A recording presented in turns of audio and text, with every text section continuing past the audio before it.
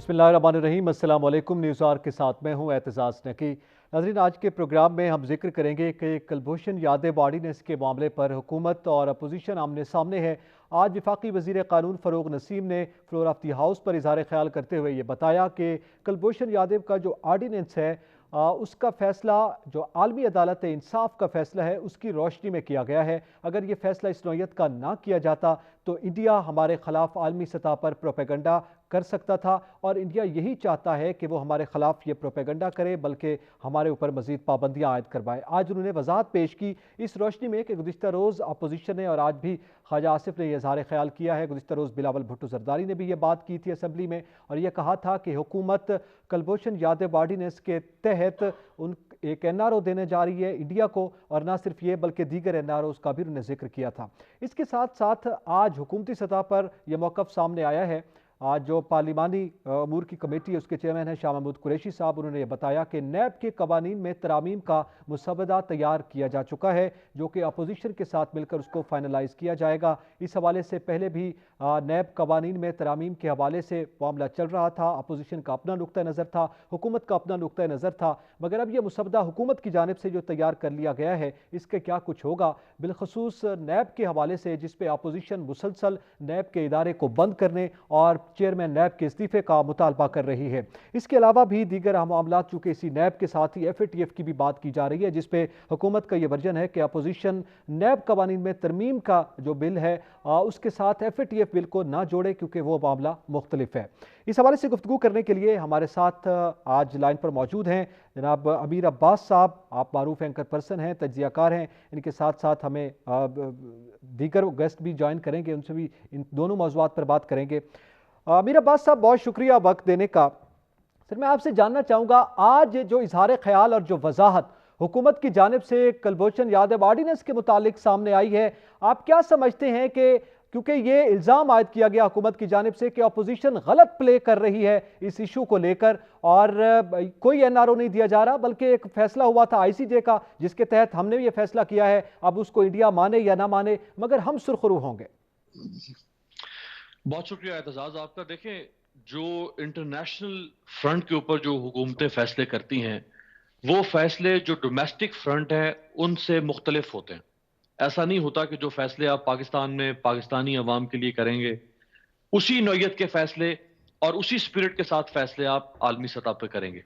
जब आप आलमी सतह पर फैसले करते हैं तो आपको इंटरनेशनल लॉस का भी ख्याल रखना है, आपको इंटरनेशनल प्रेशर्स का भी ख्याल रखना है, इंटरनेशनल रिलेशंस का भी ख्याल रखना है, आपको इंटरनेशनल कोविनेंट्स का भी ख्याल रखना है, आपको ICJ का भी ख्याल रखना है। तो जो हुकूमत ने 3 दफा इसको काउंसलर एक्सेस दी, रसाई दी, तो ये मैं समझता हूं कि हुकूमत ने हुज्जत तमाम की है। अगर आप ये ना करते, एक तो जो इंटरनेशनल कोर्ट ऑफ जस्टिस से जो फैसला आया जिसका आपने जिक्र किया, आपको उस फैसले को लेटर एंड स्पिरिट उस पर अमल दरामद करना था, लिहाजा आपको उसको रसाई देना थी, और आपने उसको रसाई दी और दुनिया ने देखा। अब आपने हुज्जत तमाम कर दी और यह भी दुनिया ने देख लिया कि उनके लोग आए, वो कुलभूषण से बात किए बगैर और मैदान छोड़कर भाग गए। अब फिर आप उनको ऑफर कर रहे हैं कि जी आए, हम फिर आपको मौका देते हैं, आप एक्सेस अगर लेना चाहते हैं कुलभूषण तक तो आप एक्सेस लें। तो ये बिल्कुल कोई भी हुकूमत होती, आप एक लम्हे के लिए फ्लिप कर दें सिचुएशन, आज इमरान खान को आप एक तरफ रख दें, आज नवाज शरीफ को बिठा दें इक्तदार की कुर्सी पे, या जरदारी साहब को बिठा दें, इन दोनों ने इसी नौयत का फैसला करना था या इससे कम सतह का फैसला करना था, इससे बेहतर फैसला नहीं करना था। ऐसा नहीं हो सकता कि आप कुलभूषण यादव को मीनारे पाकिस्तान पे या डी चौक पे आके लटका दें। आप ऐसे नहीं लटका सकते। आप तो अपने पाकिस्तान के लोगों को नहीं लटका पा रहे हैं आज तक इस तरह से, जिन्होंने पाकिस्तान के अंदर गद्दारी की है, जिन्होंने पाकिस्तान को नुकसान पहुंचा। अभी देखें ना, जिन दो, एक लेफ्टिनेंट जनरल और एक ब्रिगेडियर जिनको सजा हुई, आज तक क्या आप उनको लटका सके? क्योंकि आपको अपने कवानीन का, अदालतों का एक निजाम है जिसके जिसके मुताबिक आपने किसी गद्दार को सजा देनी होती है, अगर किसी दहशतगर्द को सजा देनी। आप देखते हैं दहशतगर्दों को मिलिट्री कोर्ट से सजाएं होती हैं। पिशावर हाई कोर्ट ने बहुत सारे ऐसे दहशतगर्द जिनको सजाएं हुई मिलिट्री कोर्ट से, उनकी सजाएं खत्म कर दी। बाद में जाकर सुप्रीम कोर्ट से उनकी सजाएं जो है या उनके ऊपर स्टे हुआ। तो आपको, आप जिस सोसाइटी में रहते हैं, एक आपकी डोमेस्टिक सोसाइटी है, एक आपकी इंटरनेशनल सोसाइटी है। तो आप उस सोसाइटी के, चाहे वो डोमेस्टिक हो या इंटरनेशनल हो, आप उसके ज़ाब्तों किसके खिलाफ बगावत नहीं कर सकते हैं बतौर एक लेकिन मीर अब्बास, जिम्मेदार रियासत आपने के। जो मिसाल दी वो डोमेस्टिक सोसाइटी के दी है, जैसे आपने कुछ लेफ्टिनेंट का हवाला दिया, मिलिट्री कोर्ट्स में हुआ, वो सुप्रीम कोर्ट में गए। ये केस मुख्तलिफ नौयत का है। दहशतगर्दी में हमारे दुश्मन मुल्क का एक शख्स मुलविस है जो कि हाजिर सविस है, जिस पर अपोजिशन का भी ये मौकफ सामने आ रहा है कि ये तो एक नौयत का एनआरओ है। आपने एक कौंसलर रसाई पहले दे दी, उसके बाद ये आर्डिनेंस लाने का क्या मतलब, उसमें इतनी आप रिलीफ क्यों दे रहे हैं, जबकि हमने देखा कि आईसीजे के जो फैसला था उसकी रोशनी में तो पहले ही आप कौंसलर रसाई दे चुके हैं। मेरे ख्याल में वो काफी है। देखिए एतजाज, हमें यह समझना पड़ेगा कि दुनिया में जो इंडिया का माउथ पीस है वो हमसे ज्यादा मजबूत है पाकिस्तान के माउथ पीस की निस्बत। दुनिया इंडिया की ज्यादा सुनती है, उनके पास प्रोपेगेंडा टूल्स ज्यादा हैं। वो दुनिया के बड़े बड़े social media platforms, Google, YouTube, Twitter, Facebook, इनके ऊपर उनका असर नफूज ज्यादा है। वो अगर पाकिस्तान के खिलाफ प्रोपेगेंडा करेंगे, गलत प्रोपेगेंडा करेंगे, दुनिया उसको मानेगी। हम अपना सीना चाक करके दुनिया के सामने अपना सच भी रखेंगे, दुनिया नहीं मानेगी। जो पाकिस्तान की हुकूमत कर रही है वो हुज्जत तमाम कर रही है। वो कोई ऐसी कसर बाकी नहीं छोड़ना चाह रही कि जिसके बाद अगर आज आप लटका दें कुलभूषण यादव को, बगैर तमाम जो ऑप्शंस हैं जिनको एक्सप्लॉइट किए बगैर, मुतमईन किए बगैर भारत को और दुनिया को आप लटका देंगे। आप लटका दिया आपने, अब क्या होगा कि हमेशा आपके खिलाफ एक प्रोपेगेंडा होता रहेगा। तो आखिर देखें ना, अभी लाइन ऑफ कंट्रोल पर जो इंटरनेशनल जर्नलिस्ट जिनको कल या परसों लेकर गया है एसपीआर, और वहां उन्होंने देखा है कि किस किस्म की दरअंदाजी हो रही है, अनप्रोवोक्ड शेलिंग हो रही है, वो जख्मी लोगों को दिखाया गया है। ये होता है प्रोपेगेंडा को काउंटर करना। आप इसको, इस चीज को अगर जहन में नहीं रखेंगे तो फिर हम कुलभूषण की बात को नहीं समझ सकते। हमें यह जहन में रखना होगा कि अगर हमने बगैर वो ऑप्शंस एक्सरसाइज किए कुलभूषण को लटका दिया, फांसी दे दी, तो भारत हमेशा हमारे खिलाफ एक प्रोपेगेंडा करेगा। आज हमने जो कर दिया है, हम इसमें सुरखरू हो गए हैं। इंटरनेशनल कोर्ट ऑफ जस्टिस ने एक्विट नहीं किया कुलभूषण को, उसको बरी जिम्मा करार नहीं दिया। सजा वही है जो हमारी अदालत ने दी थी। अब हमने सिर्फ उसको एक्सेस देना थी, हमने उसको एक्सेस दिया एक दफा, फिर हमने जो ये लास्ट हमने उसको फिर एक दफा हुज्जत तमाम कर दी। मकसद सिर्फ और सिर्फ यह है हुकूमत पाकिस्तान का कि वो पाकिस्तान को इंटरनेशनली इस मामले पे आइसोलेट ना करे या ना होने दे, बल्कि भारत एक्सपोज हुआ और अब दोबारा एक्सपोज हो गया एक दफा फिर, जब उनको हमने एक्सेस दी और वो वहां से भाग गए उनके डिप्लोमेट्स। अब फिर हम उनको एक्सेस दे रहे हैं। अगर वो नहीं आएंगे तो इसका मतलब है कि पाकिस्तान जो है उसका जो फैसला था मिलिट्री कोर्ट का और जो कुलभूषण के खिलाफ पाकिस्तान ने जो इल्जामात लेवल किए वो बिल्कुल ठीक है। तो आज जो गुफ्तगू की गई अमीर अब्बास, जो गुफ्तगू हुई है वफाकी वजीर कानून की जानिब से, जो वजाहत दी गई है उससे तो ये तासुर भी सामने आता है कि जैसे अभी आपने एक हवाला दिया कि इंटरनेशनली जाहिर है ज्यादा कद रखता है इंडिया और उसका प्रेशर ज्यादा है, तो शायद हम उस प्रेशर में आकर ये कर रहे हैं। कौंसलर रसाई तो जैसे पहले कहा गया, ये अपोजिशन ये बात कर रही है कि वो तो आप पहले दे चुके हुए हैं, इत्माम हुज्जत तो पहले आप कर चुके हुए हैं। तो इससे ये तासुर सामने आता है कि हम किसी प्रेशर में हैं और उसको ये एक्सपोज करने की बातें, एक्सपोज तो मेरे ख्याल में कश्मीर के हवाले से पहले भी किया जा चुका है। तो आप समझते हैं कि ये मामला सिर्फ इत्माम हुज्जत तक का नहीं है, बल्कि एक प्रेशर भी है इंडिया का जिसको हम बार बार काउंटर करने की बात कर रहे हैं और उस प्रेशर के तहत ये फैसला किया गया? देखिए एतजाज, प्रेशर तो उनका प्रेशर एक हकीकत तो है। अमेरिका उनके साथ, रूस अब कुछ सालों से हमारी तरफ उसका झुकाव हुआ। रूस पिछले 70 सालों में उनके साथ रहा, यूरोप सारा उनके साथ है, जितने आपके वेस्टर्न अलाइज हैं वो सारे उसके साथ हैं। मिडिल ईस्ट के अंदर वो पेनिट्रेट कर चुका हुआ है। इस्लामी जितने भी आपके रिपब्लिक्स हैं उनके अंदर वो जा चुका हुआ है। आपकी ओआईसी के अंदर वो पेनिट्रेट कर चुका हुआ है। सऊदी अरब के अंदर वो ताल्लुकात बना चुका हुआ है। आपके पास तो फ्रैंकली इंटरनेशनली तो आप उसकी निस्बत आइसोलेट हो गए ना गुज़श्ता 15-20 सालों के अंदर। अब आप जिस तरह आपने जो लॉ मिनिस्टर की स्टेटमेंट बताई, देखें प्रेशर उनका है। अगर आप उनका प्रेशर लें, ये डिफरेंट चीज है। प्रेशर लेने का मतलब यह है कि आप कुलभूषण को रिलीफ दे रहे हैं। क्या आपने उसकी जो डेथ सेंटेंस है क्या खत्म कर दी? क्या आपने उसको भारत के हवाले कर दिया? जिस दिन ये दो काम होंगे उस दिन फिर हम कहेंगे कि हाँ हमने घुटने टेक दिए, हाँ हमने अपनी हमीयत का सौदा कर दिया, हाँ हमने चंद सिक्कों के एवज अपने आप को बेच दिया, अपनी जमीर को बेच दिया, अपने अपने अपने कौम को बेच दिया।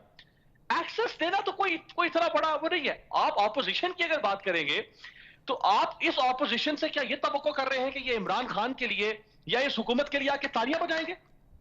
किस काम पर और किस मौके पर तालियां बजाएंगे ये? अगर इमरान खान कोई तारे भी तोड़कर लेकर आ जाए, लफ्जी नहीं, मुहावरतन नहीं, हकीकतन, ये फिर भी तालियां नहीं बजाएंगे। इन्होंने तो कोई ना कोई भत उड़ानी है ना इमरान खान की, इन्होंने तो उस पर फप्ती कसनी है, इन्होंने तो इमरान खान की कोई ना कोई खामी तलाश करनी है, इन्होंने तो उसको कॉर्नर करना है। ऑपोजिशन है, हर ऑपोजिशन यही काम करती है। इमरान खान कब माफ करते थे नवाज शरीफ को, जरदारी को? वो भी तो यही काम करते थे। तो ऑपोजिशन की बात मैं और आप जब गुफ्तगू करेंगे तो हमने तो एक रिस्पॉन्सिबल एक बात करनी है ना लोगों के सामने। हमने ऑपोजिशन की बात तो नहीं करनी ना, हमने हुकूमत की बात करनी है। हमने तो वो बात करनी है जो इंटेलेक्चुअली ऑनेस्ट बात है। ऑपोजिशन का बयानिया जो है वो तो सिर्फ और सिर्फ मुखालफत का बयानिया है, हर काम पर मुखालफत का बयानिया है, किसी काम पर भी तारीफ या तौसीफ का बयानिया नहीं है।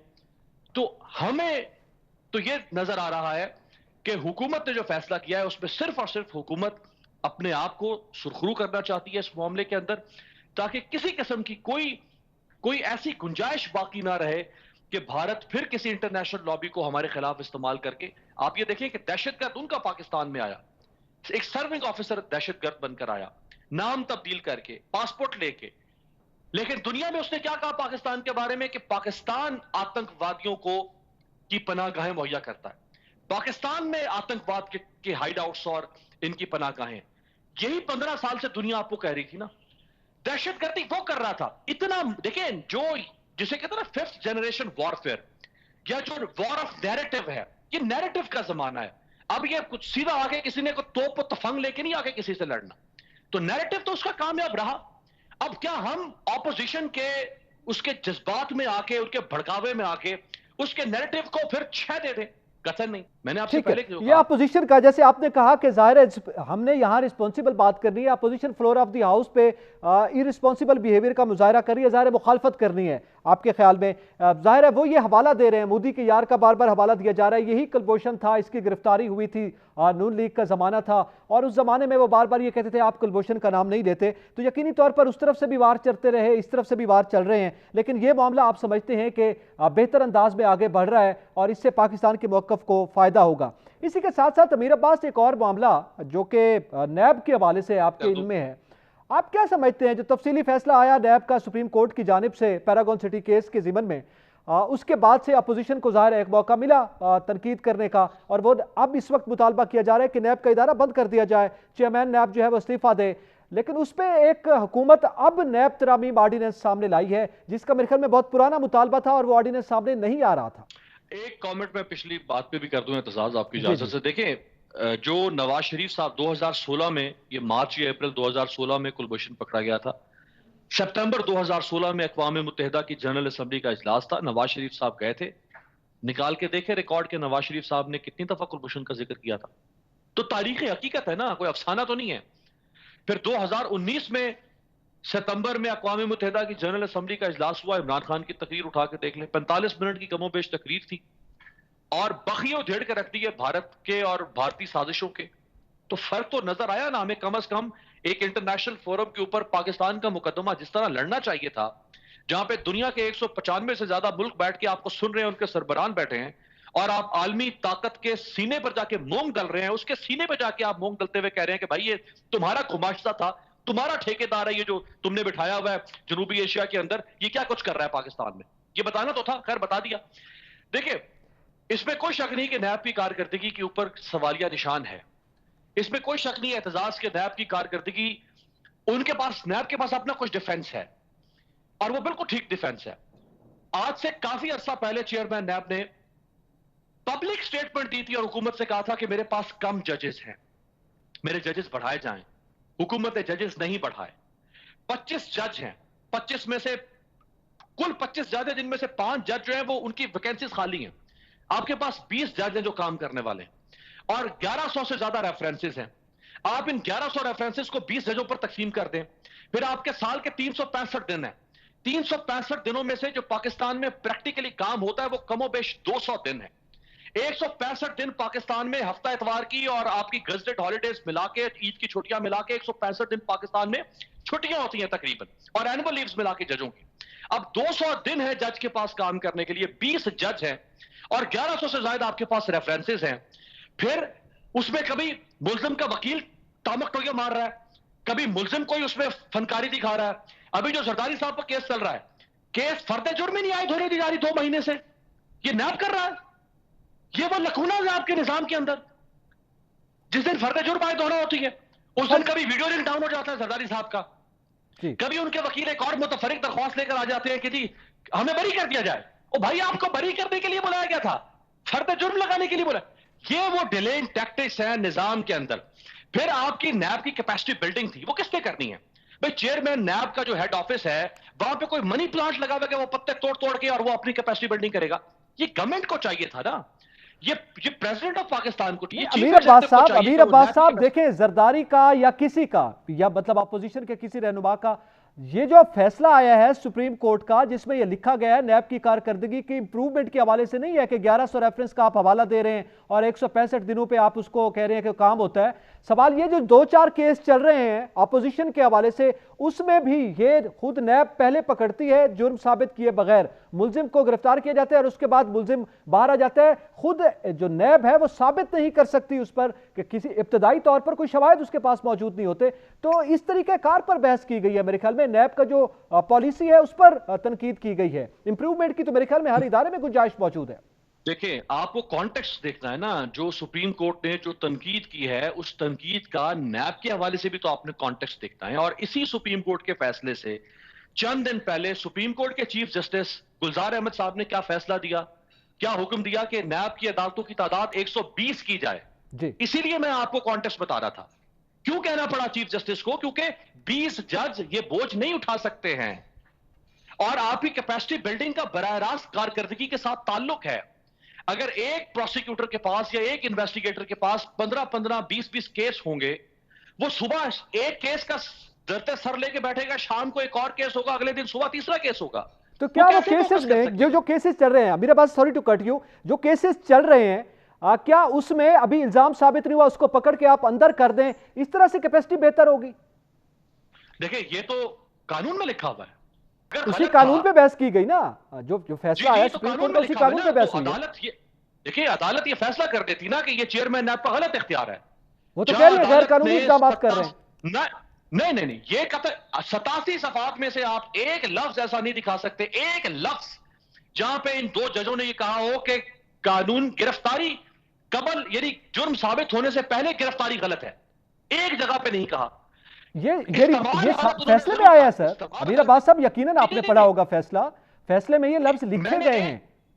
नहीं, देखिए एतजाज, मैं सॉरी आपको करेक्ट करूं। देखिए, ये कहा गया है कि उसका इस्तेमाल गलत होना एक और बात है, सही, हक होना, इजाजत होना वो एक और बात है।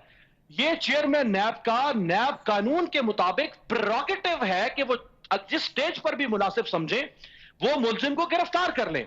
और वो गिरफ्तार क्यों, ये सर पाकिस्तान में नहीं होता। ये आप जरा देखें एफबीआई कैसे गिरफ्तार करती है।